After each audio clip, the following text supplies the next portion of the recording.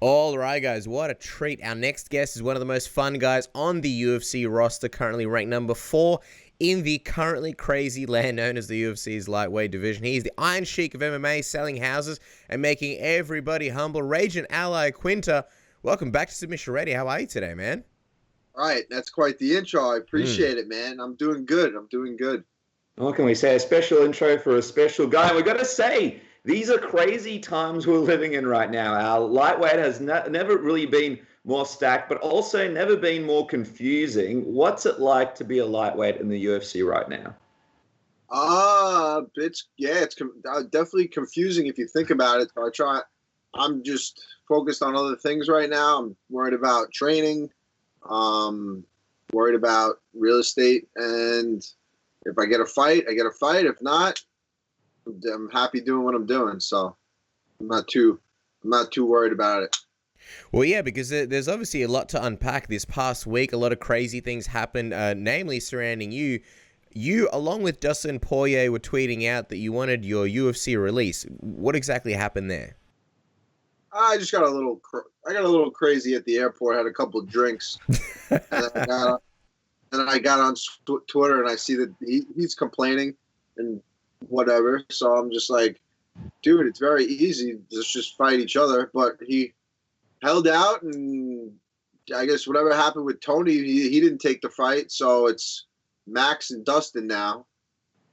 But I don't know. We'll see what happens. I have no idea how this whole thing's going to play out. I don't know if Ferguson's hurt, if he's trying to get I don't know. I have no idea. No one knows what Tony Ferguson does, so that's not even worth thinking about. But yeah, I'm just training hard, getting ready, staying ready, selling real estate. I was at HomeSmart is the brokerage that I work for. They had their international summit, their growth summit this weekend in Phoenix, Arizona. I was a guest speaker. It was a big honor to speak in front of all the agents most of them are way more experienced than me. And I kind of just talked about mindset and goal setting stuff and told my story a little bit. So that got me really motivated. I met with some of the most successful people in real estate and just picked their brain on so many different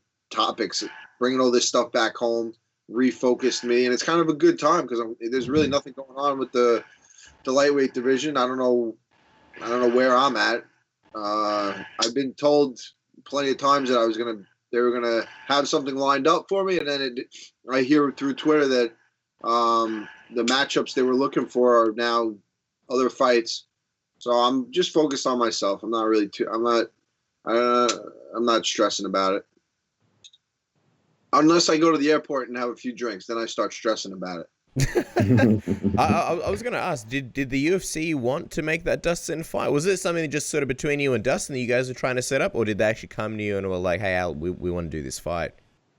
Oh, yeah, the UFC came to me. I think their idea was it was going to be Ferguson and Max, and then me and Dustin. And I was in Phoenix also for Aljamain Sterling's fight. What a great fight that was. And the matchmaker and everyone said that was the fight they were trying to make. But then out of nowhere, I heard that it was going to be Dustin and Max. And then about 2 minutes later, I see it's all over Twitter. So I don't know. It is what it is. It's interesting because obviously everybody wants to see how you sort of plug into this whole puzzle. If you were the matchmaker here, what do you think would have made sense for you next? Do you believe this Dustin interim title fight was the right fight for you that the fans would have wanted to see? Is there another fight out there right now that would make you interested in the division if things played out perfectly? I don't even know. It's got to be Ferguson or that's the fight it's got to be. There's no one else. As in you and Tony Ferguson now? I think that's what it should be. I doubt he'll take the fight. I don't know what his deal is. That guy, I have no idea. So I'm not really. This is the most thinking I've done since I heard about the Dustin Max fight getting made, I sent out a few text messages to the matchmakers and said, "What are we doing? Am I going to get a? I need like a plan.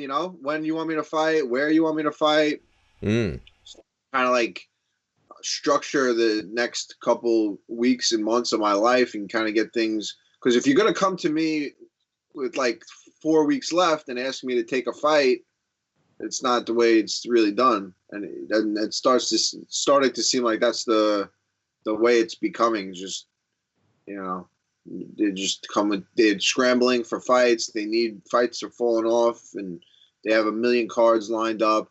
Every interim champion is now not an interim champion. They're fighting above a weight. If you're a champion at the 135 champion is now going to be an interim champion at 145. The 145 champion is going to be an interim champion at 155. So everyone's got a real belt and an interim belt. It's just like, I don't know. I don't know. I think that they need some help over there. They need to kind of get back to the old, obviously, you got to keep progressing, but it's just getting out of control. Now the belts don't mean anything. So, the old UFC belt like meant something. So maybe that's why they created this new belt that just doesn't mean anything. So you got to collect them all to be the real champion. Let me ask you something. You touched on it before, but I'm curious to get a bit more of your thoughts on this. What do you think about Max Holloway? He's a champion, obviously, down at featherweight, but what do you think about him jumping in and getting this shot over a lot of these other guys like yourself, a lot of these other guys in the division who are deserving of a title shot? He's a juggernaut for sure. He just goes in there and he brings it. He's in great shape. He pushes the pace. He's definitely like worthy of a title shot, but I don't know how I feel about it when you're coming up into such a stacked division to just kind of bypass everybody. I don't know. It's just my brain hurts trying to think about everything. Yeah. Well, I mean, I feel like the fans are sort of in the same position. They're trying to make sense of it. It's all quite crazy. You hit the nail on the head before, though, when you mentioned how there's so many belts around at the moment, and a lot of them don't have the same value or meaning they once did, especially with interim belts. And we've seen guys with interim belts not get that title shot. Like, a lot of people are saying Tony Ferguson may have missed his opportunity here by not taking the fight. But do you think that the winner of Dustin and Max will actually fight Khabib, or maybe we do see Tony slot in there somehow, or maybe we even see somebody else come out of nowhere and the interim champion doesn't get that unification bout? It's very possible. It's very possible. If Max and Dustin fight and timing doesn't match up, or there's an injury, or who the hell knows? There's a million different ways this thing could go. So, I don't know. The belts, you never used to see Cody Covington is walking around saying he's the champ. Gastelum's walking around saying he's the champ. They all have belts somehow. What are they giving these things away? Where the hell is mine? I don't know. You can't just take it. If it's an interim title, you can't just strip the guy of the title. I mean, it's got to mean something. It means that's the champ for in the absence of the real champ. So, you can't take the belt away from the champ, because then it just doesn't hold value. That's how I feel. I just feel like you win that belt, you're the champ. Whether it's an interim champ or whether you're the champ, you're the champ. And you can't just strip someone of a championship. But if it makes dollars, it makes sense, I guess. Yeah, well, that's kind of the situation we're in at the moment. You mentioned Tony Ferguson as, someone that potentially excites you. I think from a fan-friendly perspective, from a fight perspective, it's a fight that a lot of people would want. And like you and Tony, you've sort of had like really fun back and forths back in the day, and I think I said this to you like a few interviews ago, that at some point this fight needs to happen. How would you feel if, say, he was to hold out to, try and fight Khabib or try and get back in this title picture, especially after, unfortunately, him seemingly passing on this fight recently? Yeah, he definitely not too bright. I don't know what that's a weird dude. That's one weird individual. So I don't know what he thinks about, but I think it'd be a good fight. I think I'd get to him. I think I'd get to him for sure. I don't, he's like, his best attribute is that he's just a wild man. He's crazy. He's got good cardio, and I think my cardio is just as good, but I'm way more seasoned, way more polished. He makes way too many mistakes, and his craziness kind of gets him through it. But I'm too. Kevin Lee was winning, and then Kevin Lee broke. He gets it done somehow. I don't know how he does it, but he ain't doing it against me. He's not doing that. No way. I refuse nothing less than knocking out Tony Ferguson. If that fight gets made, as dumb as it is, maybe as dumb as he is, I don't know. Maybe he's being the smartest thing is not to fight me for him. That's for sure. It's very interesting. What did you think of him tweeting out that he could make 145? He probably can. He's out of his mind. He doesn't. He's like he's not right in the head. So probably not the healthiest thing for him. Probably, a guy that just stands there and kicks a metal pipe for fun can probably make 145. Could probably make 135. They look like an idiot, but go for it. Let's see if you can make it.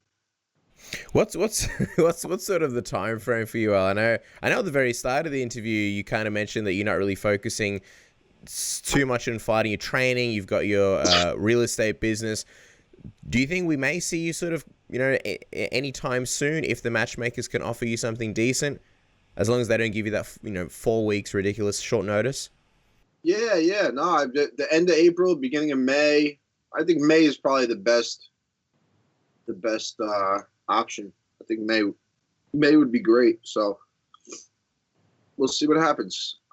I'm focused on fighting for sure, but I'm not focused on the nonsense and the politics and the drama. I'm focused on freaking punching people and taking them down and ground and pound submissions. That's the stuff I'm focused on. My craft, not this garbage politics that's going on. That turns me off big time. But I am focused on real estate because I don't really hold much water to the conversations we've been having and the way things go. I just kind of, you get a little bit of faith and they just take it right away from you. I'm just focused on myself. I'll be getting better and better and better. So when the time comes, you'll see the best for sure. I was going to say, is the relationship a little bit better, at least these days with the UFC? Sort of after the Kevin Lee fight, it looked like it was a little bit better. Before these UFC release tweets recently. Yeah, no, definitely a lot better. Definitely a lot better. They, Sean Shelby definitely, we're kind of understanding each other a lot more, and it's good. It's all right. It's business. It's business, Yeah, and I mean, we want to quickly get your thoughts on UFC 235 coming up this weekend. But before we do, in terms of your goals, I suppose, obviously the championship's there. You want to become the champion. Is it still a goal of yours to get that rematch with Khabib as well, though, at some point, and have a go at him, having a full training camp and being 100% ready for that fight? Absolutely. That's the goal. November, he comes back. Hopefully it's at MSG, and I'm the guy standing across the cage from him. I've worked so hard and put in so much time. That fight was not a good representation of the skills I have. And I still hung in there and impressed a lot of people with whatever I did. So It's definitely that's the fight that I want to get back. That's the fight that I need that again. Absolutely, and I think it's a fight that a lot of people are still very intrigued in, given that, they know that you had that short notice fight, and considering how well you did against him. Just curious, in terms of Max and Dustin, from a fight perspective, if you had to put your analyst hat on, who do you think gets the job done there? Who do you see winning there? I don't know. Max has been looking good lately. Dustin, they've both been looking good. I don't know. That's going to be a tough one. I'm kind of giving the edge to Max, I guess, but I don't know. Max has come so far from their first fight, and Dustin's been looking good, and he's always been right up there. So it's going to be a good fight. It's going to be a good matchup, and looking forward to it.